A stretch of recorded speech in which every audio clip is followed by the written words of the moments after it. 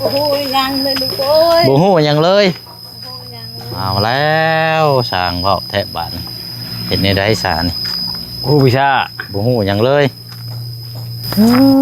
เอา หนักก็มานับกันได้ดอกนี่ จู่ว่าไหนกูตาย ช่วย ไว้ กัน เลย ช่วย ไว้ กัน เลย เนาะ กูตายอุ้ยเรียบอ่ะ เอาโอ้เอาเนี่ย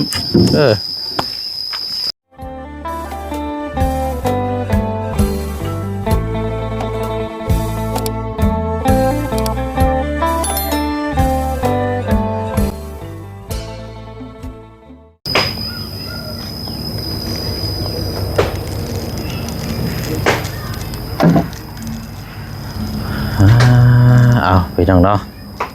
ครับขอมามืออีกมือหนึ่งเนาะมือวานนี่กับทางอ้ายเพิ่นมาส่งเสาให้เมื่อวานนี่พี่น้องเนาะเสากับมีตำหนิแน่เนาะเสาหนึ่งก็ได้ยกย้ายส่งคืนรอมาอีกรอบหน้าเนาะเอาอะไรพี่น้อยกลับมารอบนี้ก็โอ้ยเนาะเห็นทั้งแม่น้องป๊อปเนาะกับทั้งน้องชายเนาะคันสิว่ากันหรือว่าทั้งนาบ่าวให้กันมาเบิ่งเสากบเงยอยู่เนาะพี่น้องเนาะโอ้ยบุติแล้วพี่น้องเนาะเอาอยู่ดีไม่แห้งเด้อสบายดีเนาะทั้งสองเนาะทางง่ายนี่เมื่อวานนี่ยังบ่อยู่นี่อยู่ได้เบิ่งอยู่เนาะเสาเขานี่แหละเรายังว่าเป็นคนเบิ่งดูแลให้อยู่เมื่อวานนี่ทางแม่น้องป๊อปนี่บ่อยู่เมื่อวานนี่เนาะแม่นเลยโดยเอาเนาะตัดผมมาจะใช้ไหนคือคักแท้นี่ฮะมาตัดผมเลยนี่ป้าจูหน่าหน่วยเนาะหน่าหน่วยนี่คักกี่ดีนี่เนาะเนาะพากันเนี่ยกินข้าวกินน้ำเนาะบ่ไอ้กินแล้วทางเรื่อยเด้กินนะบ่กินเรียบร้อยแล้วเนาะแกงหน่อไม้นางป๊อบแกงหน่อไม้ดูโอ้โดยสามารถนั่งนี่ก่อนจะเฮานั่งคุยดินน้ำแน่จังหน่อยนี่นั่งมุมนี้ก็ได้คือสีคึมๆแท้นี่เนาะคึมฟ้าคึมฝนบ่เนาะหรือว่าคึมคนมืดไม่เลยกุ้งไหม้บ่แม่นเลยมืดพี่มานั่งพี่เอ้ยพี่มานั่งคอนพี่มานั่งใกล้กันพี่เอาห่อนแห้งเนาะห่อนแท้ห่อนว่าพี่น้อยไวเล่นมือนี่เนาะโอ้ยลักเนี่ยขอออกก้อนได้จะเป็นยังบ่ได้เอาเราจังพังไหมเด้อคนดักเลนเราออกก้อนพี่น้อยหมดแล้วก็จังให้เราวัดไหมเนาะอย่างมืดเนี่ยได้พี่น้อยเนาะเป็นนี่ได้อันนี้เนาะเป็นน้ำโทรศัพท์ในบอดีวันนี่ได้อันนี้เนาะนับแป๊บนึงคือสีมืดเนาะเป็นโทรศัพท์ตัวเป็นน้ำโทรศัพท์เขาบอกโมแมนลูกเอ้ยบ่ขึ้นไฟบ่ฮะขึ้นไฟโทรศัพท์มันสีมืดได้เปิดไฟง่ายๆเปิดชุดได้อ้ายเขาก็ว่าเด้งชุดแล้วลำกระโตลำกระโตโอ้ยบอกว่าเนาะบ่หนึ่งมานี่มันแดดสะท้อนแดดสะท้อนมื้อนี้นะอยู่โฮมในกระแมนเนาะเบิ่งเด้อยับไปนั่งนะใกล้ๆหันก็ได้เฮานั่งนำได้ขอนไม้นี่คันว่ามีลายนี่เอามาติงอีกรถแม่นแหละมีอยู่บ่มีอยู่เพิ่นไปโจมมาใช้อีกรถนะนั่นแหละเพราะว่าไม้เสานี่เขาเจ้าอันว่าพาไม้มันยับอีกนิดนึงเลยกล่องมันจังนั่นเบิ่งเด้อโอ้ยอันนี้เป็นพี่น้องกันอันนี้เนาะพี่น้องแม่นแหละเป็นเอื้อยกับน้องโดยเอื้อยกับน้องบ่ได้อันเบิ่งแย่งใกล้กันอยู่นี่แหละเนาะบ่มีหยังเฮาก็มีแต่ขนมนี่แหละเอาแบ่งกันเลยให้เด้อโดยเอาแหละเด้อเด้อลายโดยเป็นยังไงทั้งผู้แม่น้องป๊อปเห็นเสาดีใจอยู่บ่ดีใจลูกดีใจนะฮะ ดีใจ ดีใจเนาะยังอีกเสาหนึ่งยังมาบ่ทันครบ แม่นเลย เพราะว่าเสาตัวนั้นน่ะมันแมงเนาะ แมงบ่มันเป็นหู มันเป็นหูแน่ครับมันอันนี้แหละนะเสาอันนี้ก็มันเป็นเสาไม้เนี่ยเฮามีเพิ่มเติมเนี่ยเฮาขอมากะถ้าว่าเป็นไปได้เฮาอยากให้เอาไม้นี่มาเต่งใช้ละลายเนี่ย แม่นเลย บ่มันเอ็นเด้ เอาแต่พุ่นเด้ตัวนึง คันว่านั่นก็ยังก่อต้นนักนะเสาปูนเฮือนน่ะเนาะมาตูมใช่น่ะตอนนั้นน่ะยังคักแต่นำมาเต่งใช่แล้วก็ คันมีเสาปูนแค่นี้เอามานี่ก็ติงไว้เลย มันสิได้ยืดเนาะ แม่นเลย เพราะว่าเสาตัวนี้เสาผ้าไม้แล้วมันอยากเร่งนะพี่น้อง แม่นเลย ต้องหาแนวมาเต่งนี่ มันจะเล็กๆมันแดดนี่ จังน้อยว่ามันเด้งเวลาเฮ็ดเฮือนนั่นเฮือนบ่งามเด้ แม่นแหละมันเป็นเหือแล้ว เฮือนนี่แบบโค้งแล้ว แม่นี่ก็บ่ฮู้ลูกเอ้ยงามบ่งามนะบ่ฮู้ มันสิเด้งนะหนึ่งมามันเด้งแล้วก็กลับมันเอ้าแล้วไง เวลาหลับเวลานอนว่าเสียงเฮือนลั่นกดแก๊ดแบบมีแต่ว่าเนี่ยมาอื่นมาหยอกบ่แม่นเด้ มีหยังดีมาท่วงมาถามหยังว่าสิว่าบ่ได้แม่นเด้เฮือนนี่แล้วมันไหม้มัน บ่เฮาบ่ได้ว่าบ่ได้มาหยังชุมเฮานี่เทื่อศาสนาเด้ คันว่าพวกศาสนาพี่ศาสนาหยังนี่เขาคิดว่าผีมาหลอกเด้เพราะนั้นนะ จังน้อยว่าสิตกใจนะฮะ แต่คุณคือคุณในบ้านเฮานี่นอนกลางคืนก็คนไทยอยู่ในเฮือนอีกนั่นแหละเบิ่งก็เห็นตายแล้ว เดี๋ยวนี้ได้บัดนี้เต้ เพราะว่าหนึ่งมานี่เฮ็ดเฮือนนี่ก็สำคัญนี่เสาถ้าว่าเสามันเบี้ยวนี่เวลาปลุกมานั่นนอนคืนมันเสียงมันลั่น นั่นแหละ มันงัดกันเด้แอดหลังนึงกำลังกวาดอัดประมาณนี้นะเพราะว่าเขาเคยเจอมาแล้วอยู่เฮือนเฮือนที่ว่าเฮือนโกกเฮือนเข้าแหละพี่น้อยเฮือนโกกเฮือนเข้าที่ว่าเฮือนลุงเฮิมมาแหละที่อยู่กับป้าในตอนนี้แหละเฮือนลุงเขานั่นแหละอันที่ว่ากันคุณลุงเฮิมมาแล้วพี่น้อยทีแรกนั้นแต่เขายังบ่ทันได้มีเฮือนเขายังบ่ทันได้แยกออกครอบครัวออกไปนั่นเขาอยู่หันก้อนอยู่ก้อนแหละข้าเจ้าน่ะยังเฮ็ดเวยกเฮ็ดงานอยู่ทางกรุงเทพอยู่ไทยอยู่เดี๋ยวเขามานอนอยู่หันนั่นปีปีแรกนั่นเขาเฮ็ดนาไถให้ไถนาแหละตกกลางค่ำกลางคืนมันเสียงมันลั่นกัดหลังแห้งดิโดไร บ่ย่านบ่กลางคืนบ่ ก็ถามว่าย่านบ่เฮาก็บ่ค่อยย่านปานนั้นแต่ว่าเฮาสังเกตเบิ่งได้แต่เฉพาะบางคนยันว่าตกใจก็ว่าย่านอยู่แล้วเนาะ ย่านแท้เฮาบอกว่าเฮาไปหลายหลายปีบัดมาอยู่เฮือนดุดเสียงลั่นแก๊ดคือคิดว่าเฮือนก็หลายปีแล้วบ่มีคนอยู่ค่อยมันต้องมีหยังมีหยังมานอนเฝ้าเลยเนาะ แม่นแหละ เฮือนห้างเฮือนหยังประมาณนี้นะพี่น้องนอนกลางคืนนี่กวกแบบไม่มันงัดกันนะเสียงแบบนั้นละ แม่นแหละเวลาลมพัดลมเนี่ยมันลังกดกัดรถ นั่นแหละ โอ้มันอย่างนี้แบบนี้วะก็เลยถามเบิ่งสังเกตมันงัดกับเสาเฮือน ก็ไปพี่ลอก เสาเฮือนมันงัดกันเพราะว่าตัวลุ่มตั้งเทิงใช่ไหม นั่นแหละมันแน่นเด้ เป็นว่าเสาลุ่มน่ะก็เจ้าเอาเวเข้าใน นั่นแหละ เสาลุ่มเวเข้าในแล้วตัวนอกน่ะเวออกนอกนะพี่น้อยตัวเทิงน่ะเวออกนอกนิดนึงบัดนี้อยู่ทั้งลุ่มบัดก่อพื้นเด้ก่อดินปูนมันจับบัดนี้ทั้งเทิงบัดรวมลมพัดมาหลดกล้วยหลังแอดอยู่ปี2 ปีน่ะป้าเดี๋ยวนี้มันห้องอีก เดี๋ยวนี้บ่ได้หลังแล้วเดี๋ยวนี้เพราะว่าหนึ่งมาตอนนั้นนั่นสิเป็นน้ำเพื่อนปลูกไม้กับแม่นเพราะว่าไม้เด้ไม้มันยังบ่ทันเหี่ยวมันยังบ่ทันเลยอันนี้อยู่อันนี้คือกันเนี่ย อันนี้คือกันนี่แล้วเขาจังเล่าให้ฟังกันเพราะว่าโอ้ยนักได้ตัวนี้เฮือนเพราะเบิ่งเสาไม้นี่เขาเจ้าพาได้เอามาส่งเลยนี่นะ แม่นแหละ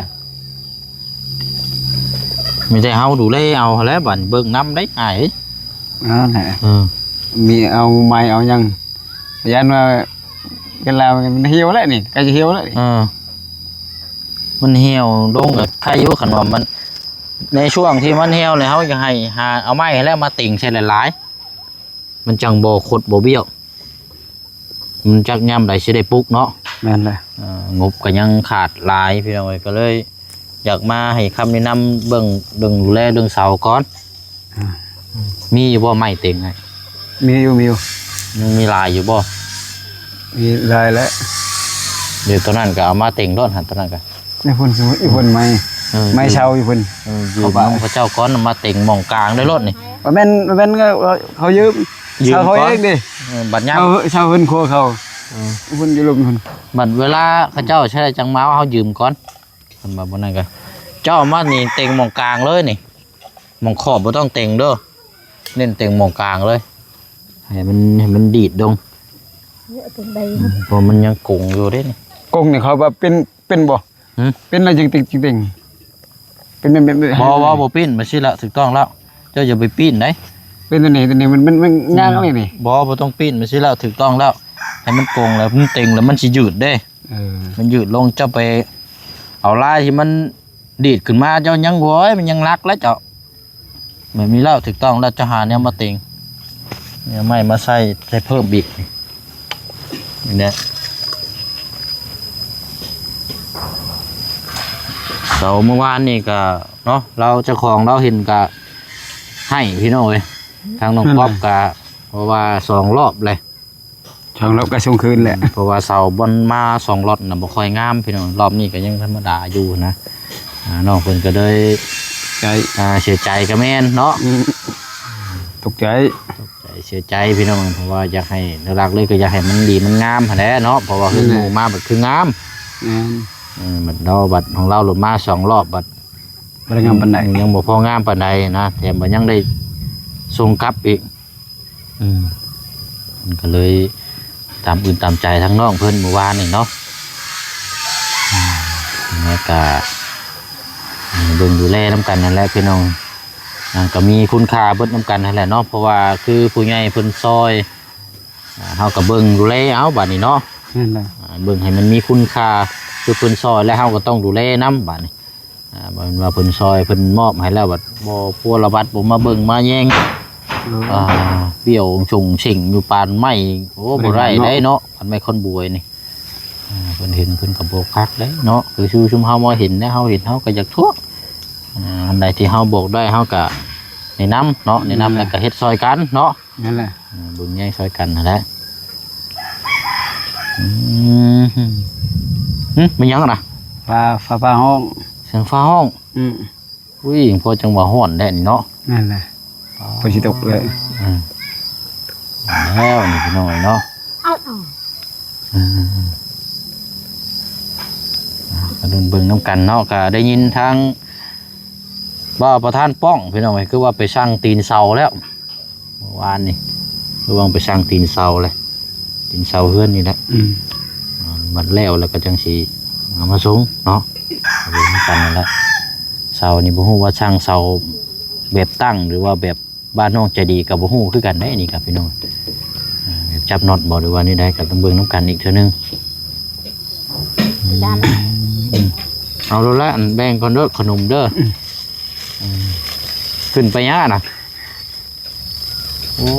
ยเนาะใช่แซ่บเนาะอันนี้ไปโจมไม้นั่นมาใช่น้อยเนาะนั่นแหละได้อยู่บ่ใช้ได้มาใช่เนาะนั่งพอนี่แหละพี่น้องบ่ได้มาลมน้ำเพิ่นแต่หึงเลยเนาะไปดูเห็นได้ทางน้องป๊อปปอยู่โอ้เนาะ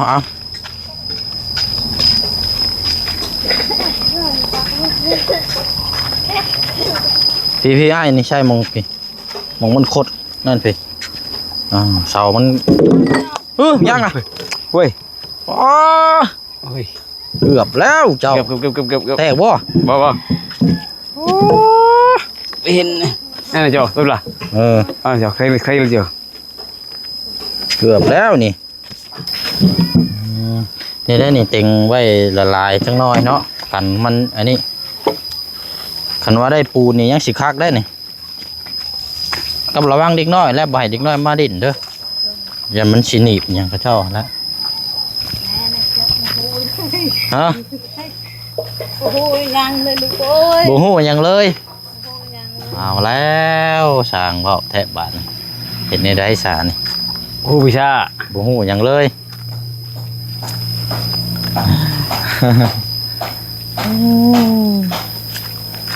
จะไปงามบ่งาม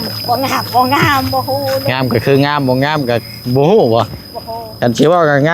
ามขี้ร้ายนี่บ่ฮู้หยังเลย บ่ฮู้ยังเลย อ่า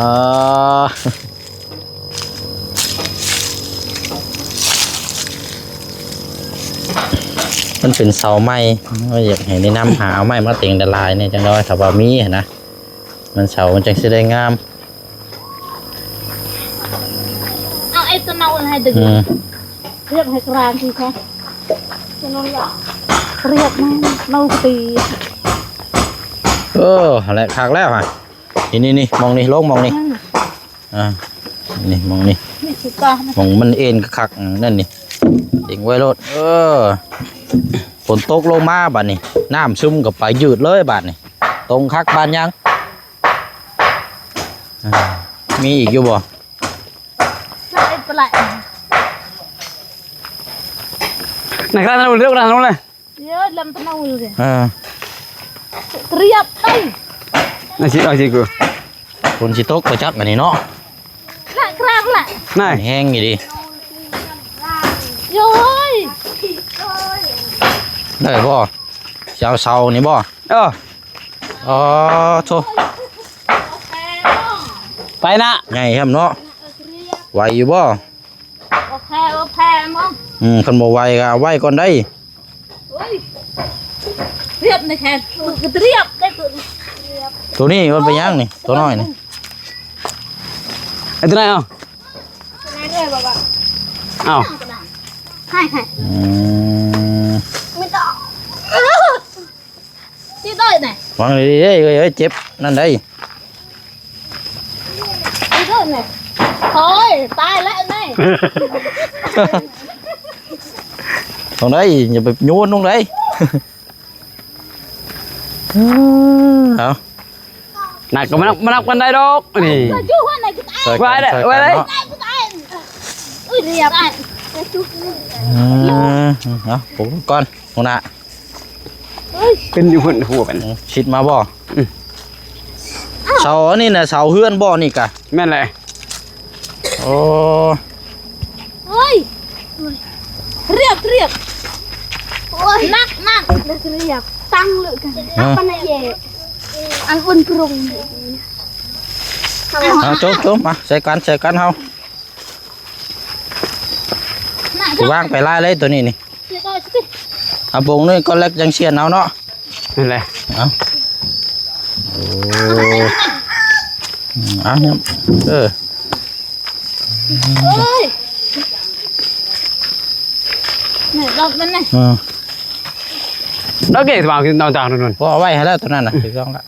ทีนี้ก็กิ้งเข้าไปฮะ ไหนแหละอะดอกแหละเนี่ย นายแต่คอยยังไม่กี่เลยคอยแค่ไหนเลยได้ยังไง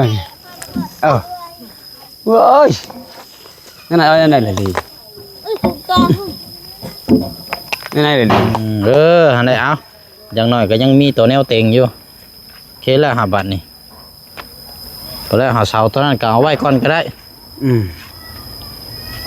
ฝนตกลงมานี่มันก็น้ำมันซึมลงนี่มันเยือดก็สีตรงบัตรนี่สีใครในจักหน้อยเสากัดคือว่าและพี่น้อยเนาะมันหายากเลยสมัยนี้กัน 17 นายคันว่าเสายาว4 เมตรไปสิมันอยากหายากเลยคันว่า2 เมตรปลาย3 เมตรนี่นะพอมีอยู่คันเห็ดเสาต่อเฮือนเสาปูนนี่มันก็สิง่ายอีกครึ่งนึงเนี่ยเอาเป็นเสาปูนมานี่นะพี่น้องเนาะเอาหาแล้วดีใจน้ำเมื่อยเด้อเนาะเบิ่งแยงเนาะเราก็ตามยังกับบ่จักยังเราอ่ะ บุจักเราบุจักเลยเนาะเป็นไม้เนื้ออ่อนเนี่ยนะเสานี่เนาะ เลย เสาไม้เนื้ออ่อนเนี่ย ไม่ใหญ่นะไม่ใบช้ำนี่เขาผ่านี่นะช้ำนี่กันไม่ช้ำนี่ใหญ่เยอะมันจะได้ช่องอยู่ชาวชาบก็ได้อันนี้ก็บ่ได้ใหญ่ปานใด15เนาะแม่นละ15 16ที่อ๋อผ่าเดิมคักแท้ทั้งนั้นช้ำช่องในใครนั่นนี่ช้ำนี่แม่นขนาดงามอยู่นั่นน่ะนี่ก็งามคือกันงามแล้วงามปานใดแล้วไม่นอนเด้เอาแล้วโอเคชนะเด้อขอบใจหลายเด้อโดยขอบใจพรเด้อเอาเห็นแล้วเนาะละใส่เจ้าแล้วเบิ่งแยงน้ำเนาะได้ใส่พี่น้องครับโบเต็งมันก็โคตรดีรอแล้วไม้อันนี้นี่เรียบร้อยด้วยได้เป็นไม้นึงมาเป็นมันเป็นไม้เนื้ออ่อนแน่เนาะแน่เลยถ้าเขาบุดแลถ้าเขาบ่เบิ่งนี่มันนั่นเราได้พี่น้องไปอะไรเนาะเขากระชิดไปเวียกต่ออีกก่อนพอละพี่น้องทางน้องป๊อปบ่อยู่ก็ไปเวียกบ่ช่วงแรงพอละจังจีมาเยี่ยมมายามใหม่เนาะพี่น้องเนาะแดดฮ้อนเอาพี่น้องเนาะโอ้ยไปเนาะหากินข้าวกินน้ำก้อนวันนี้พี่น้องเนาะเดี๋ยวพบเจอกันพุ่นแล้วพี่น้องเนาะอยู่เกตของทางน้องจะดีคือเก่าช่วงค่อยคำตรงแรงติดตามมันต้องปันอีกเช้าแรงเนาะพี่น้องเนาะไปเนาะนี่ก็หลังใหญ่พี่น้องเนาะทุ่มเลยฮะไม่ยังก็